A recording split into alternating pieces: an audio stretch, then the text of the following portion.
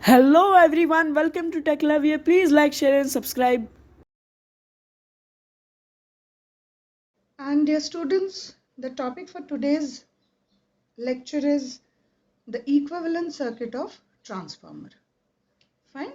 So before going to equivalent circuit of the transformer, I would just like to tell you a very important point, and that is called transformer rating. So what do you mean by transformer rating? Basically, the voltages are specified: voltage, ampere, current rating, voltage rating. These are specified in two ways. The first is called voltage rating. Okay.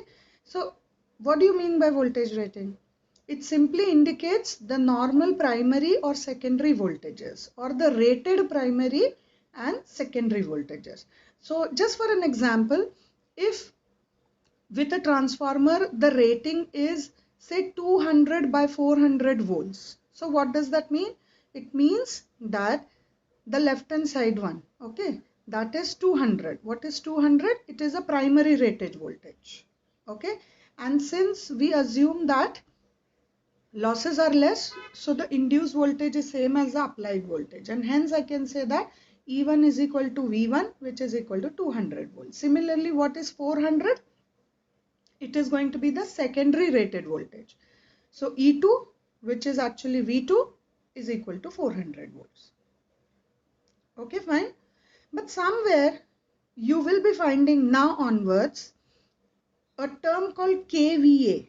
Now K stands for kilo and VA stands for volts ampere. Okay. So what happens is sometimes the output of the transformer is expressed in kVA. Now why?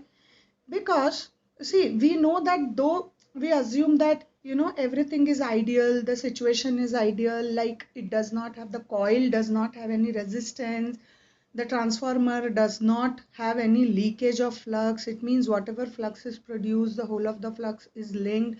But in practice we have seen that we have the winding resistance also, we have the leakage reactance also, right? And we have two types of major losses, which are copper losses and core losses. Correct. It means that the rated transformer output which is specified, that is actually limited by heating and losses in the transformer. Correct. And on what factors do these losses depend? These losses depend on the voltage and the current, like copper loss depends on current, iron loss depends on voltage. Correct. But these losses depend on voltage and current. But approximately they are like they are not affected by power factor. They have the effect, but that effect is negligible. Okay, so I can say that ideally these are not affected by power factor. Okay, so instead of representing the output transformer in kilowatt, it is represented in kVA, that is kilovolts ampere. Fine, because output has losses also, and losses depend on voltage and current. Fine. So kVA rating is given by, suppose if you talk about input kVA, it is going to be E1 I1 full load current. I1 full load. Okay, that is a rated current. Full load current is a rated current. So kVA rating of the input is given as E1 full load current, that is I1 full load, divided by 1000. Now why 1000? Because K stands for kilo. Similarly, kVA rating for the secondary will be given by E2 full load current output, that is secondary full load current, I2FL divided by 1000. Fine. So I hope this point is very clear to you, because now we will be dealing with these two terminologies. So in many numericals also we will be talking about VA rating, kVA ratings. So we should be aware of these terms. Now let us talk about the equivalent circuit. Now what exactly is meant by equivalent circuit? Now see, you have a device and that device behaves in a particular manner. Okay, so whatever parameters are associated with that device, all those parameters will be represented in equivalent circuit. So whatever current, no matter what number of currents it has, whatever resistances, inductance, capacitance, everything we will incorporate in equivalent circuit. Okay, so if you talk about transformer equivalent circuit, so what all do we have? We have the no load current, which is I naught, and then that no load current. Now this no load current we have seen in earlier classes also. This is no load current. Now this no load current has two components, isn't it? And that is the working or active component and the magnetizing component. So working and active current is responsible for the losses and magnetizing current is responsible for the flux. Okay, so this we have. Then we have the core loss, correct. Then we have winding resistance, leakage reactances, input voltage, applied voltage, load, then induced EMFs, sorry, correct? Yes, so let me just change this branch. Here, since this is magnetizing component, we take X and here we take R. So these are represented by RO and XO. Actually it is not, 0. I naught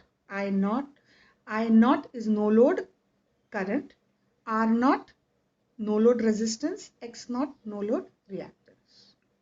Okay? Yes.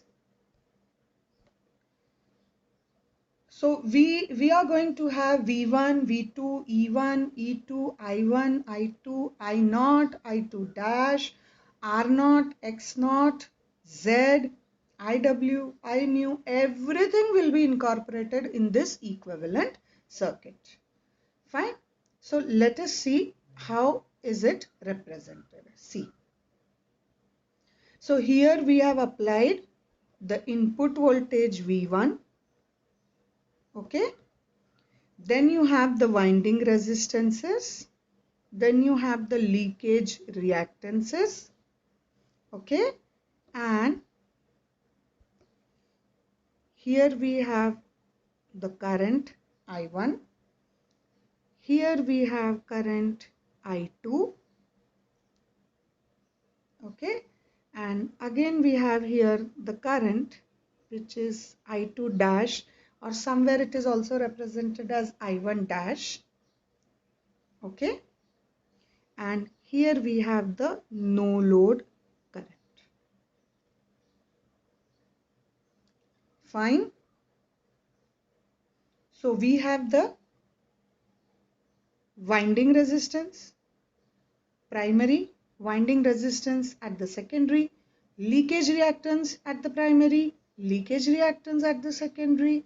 Then no load current is divided into two components, that is IW, which is active current which flows through. Now since it is in phase with input, we say that it is represented by R and not the reactance, because in case of reactance it would have phase shift of plus 90 or minus 90 depending on inductor and capacitor. But now since this component is in phase, we represent it by connecting R.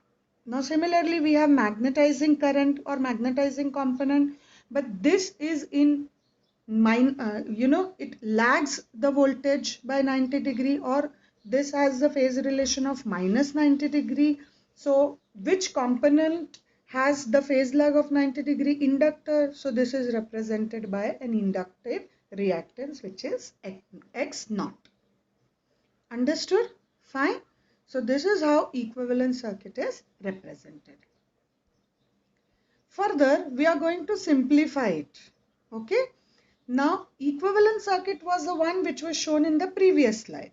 Now, here we have an additional equivalent circuit which is called exact equivalent circuit. Now, what is the meaning of exact equivalent circuit? Here we are going to shift all the secondary values towards the primary.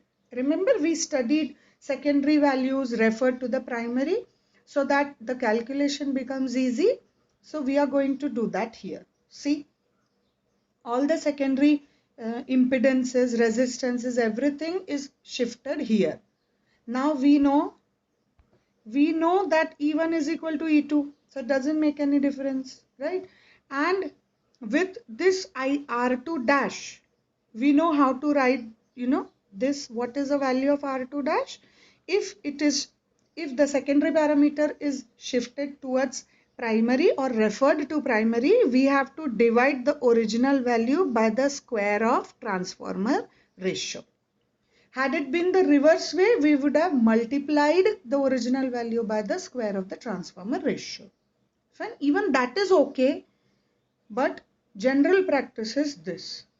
Okay, now similarly we have transferred reactance also. So the new reactance becomes x2 dash, and how are we going to represent it? It will be x2 upon k square. So now the circuit becomes simple. So this circuit where the secondary quantities are referred to primary side is called as exact equivalent circuit. Fine. Now further it can be modified. So see, just compare these two circuits and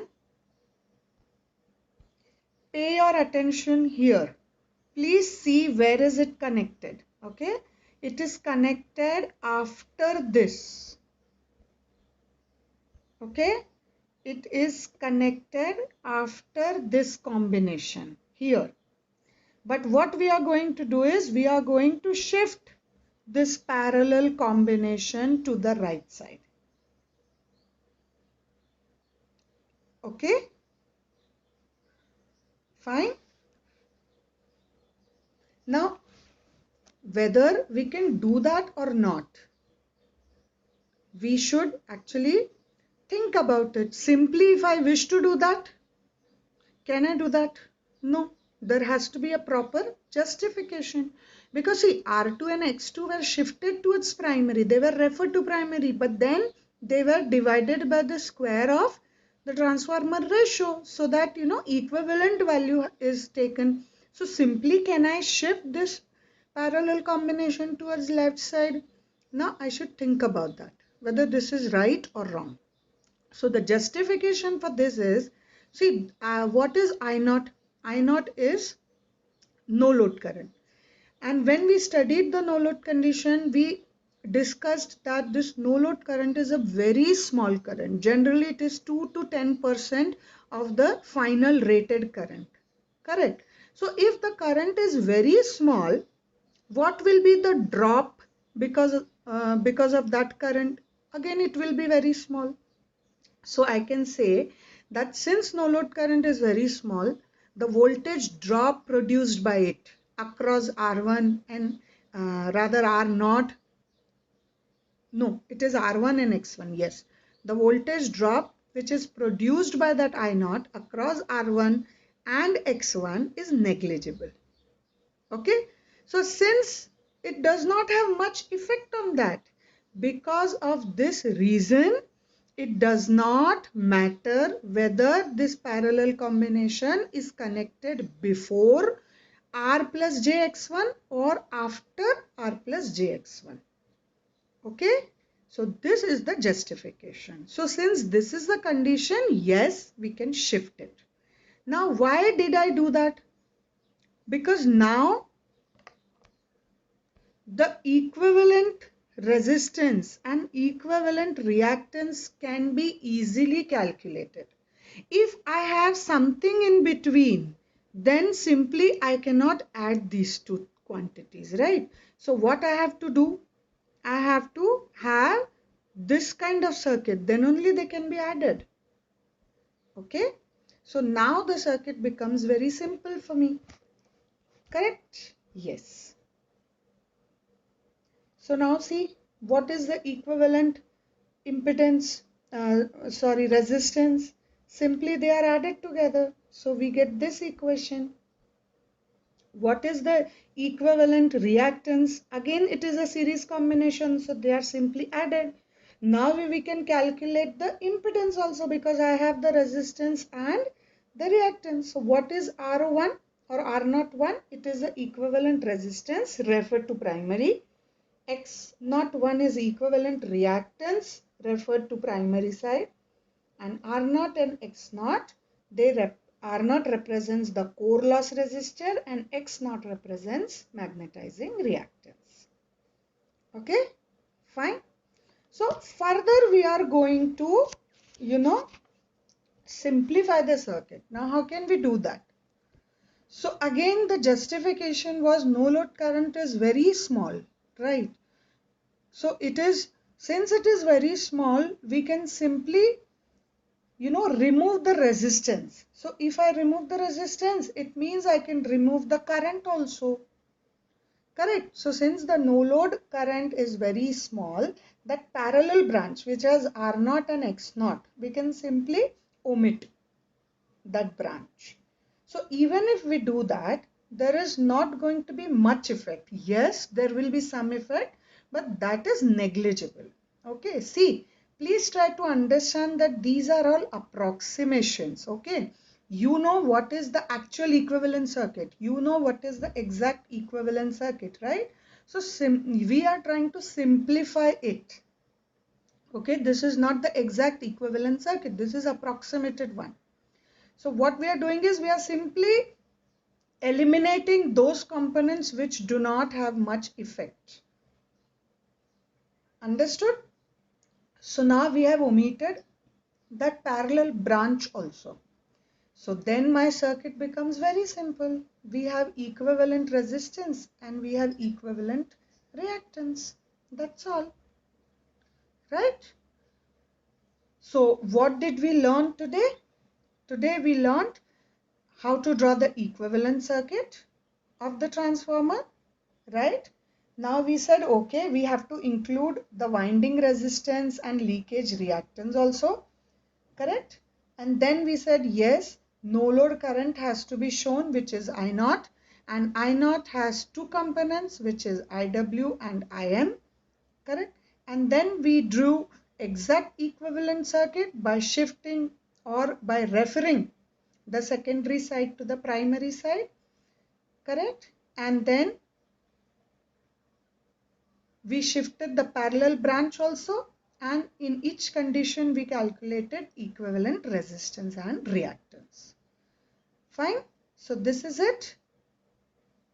Now with this, students, we end the lecture. We shall meet in the next lecture. Till then, keep studying, keep enjoying. Bye.